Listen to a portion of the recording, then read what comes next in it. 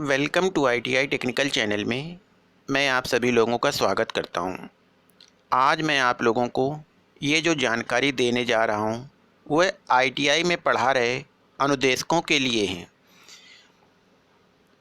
जो कि मैं भी एक ITI में पढ़ा रहा हूं, लेकिन किसी कारणवश मुझे ITI छोड़नी पड़ी।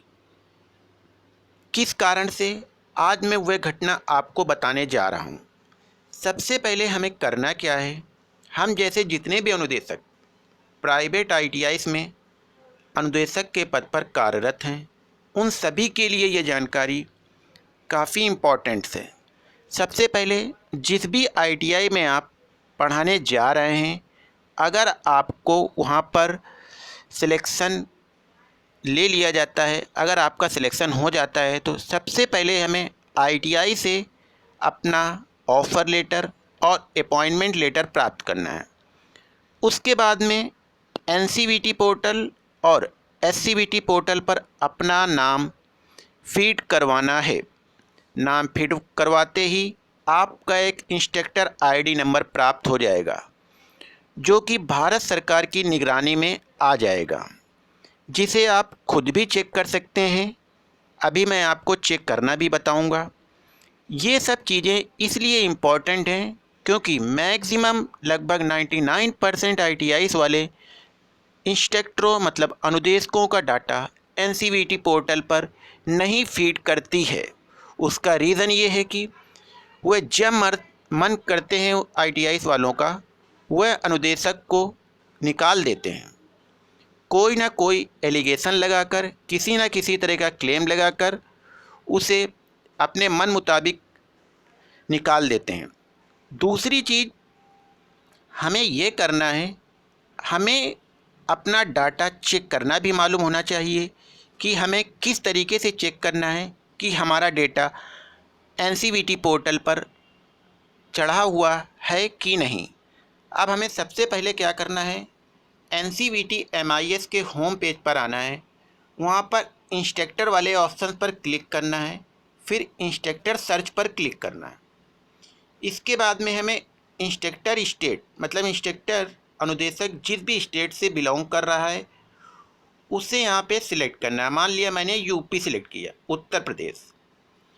ऑप्शंस कई हैं, इसमें से हम स्टेट सिलेक्ट करने के बाद में कोई भी एक ऑप्शन चॉइस कर लेंगे। मान लिया ITI के नाम से हम सर्च करेंगे तो ITI का नेम फिट करेंगे। अगर इंस्ट्रक्टर नेम से सर्च करना है तो इंस्ट्रक्टर का नेम सर्च करेंगे। अब मान लिया मैंने एक इंस्ट्रक्टर का नाम एग्जाम्पल पे ले लिया, कोई भी, मान लिया अनिल कुमार। इसके बाद में हमने सर्च पे डाला। जैसे ही हमने सर्च पे डाला तो यूपी स्टेट के अंदर जितने भी अनिल्स हैं और जिस भी ITI में हैं, सभी की पूरी डिटेल्स यहाँ पे सामने शो कर रही है।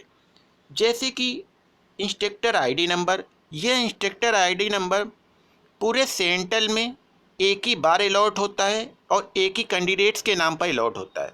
सभी कैंडिडेट्स को ये इंस्ट्रक्टर ID नंबर अलग अलग अलॉट होती है और यह एक इंस्ट्रक्टर ID ऐसी है कि जिसे डिलीट नहीं किया जाता है, ना कोई कर सकता है। इसके बाद में इसे सिर्फ ट्रांसफ़र किया जाता है, जिसका एक लिमिटेड टाइम पीरियड आता है, क्रिएट करने का भी और ट्रांसफ़र करने का भी। इसमें इंस्ट्रक्टर ID नंबर, इंस्ट्रक्टर नाम, trade, CITS trend, ITI name, ITI address, ITI district, ITI state, shift unit, ये सारी जानकारी इंस्ट्रक्टर की इसमें दी गई होती है, जो कि इंस्ट्रक्टर सेल्फ से चेक कर सकता है कि उसका नाम NCVT पोर्टल पर चढ़ाया गया है कि नहीं। ये तो हो गई जानकारी। इसके बाद में DGET और NCVT और SCVT से एक अनुरोध है कि जितने भी अनुदेशकों का डाटा जिन जिन ITI में फीड किया गया है, उन सभी की जांच समय समय पर करवाते रहना चाहिए। क्योंकि होता क्या है, मैक्सिमम ITI में जितने भी अनुदेशक NCVT पोर्टल पर चढ़े हुए हैं, वह ज़्यादातर आईटीआई में फर्जी हैं।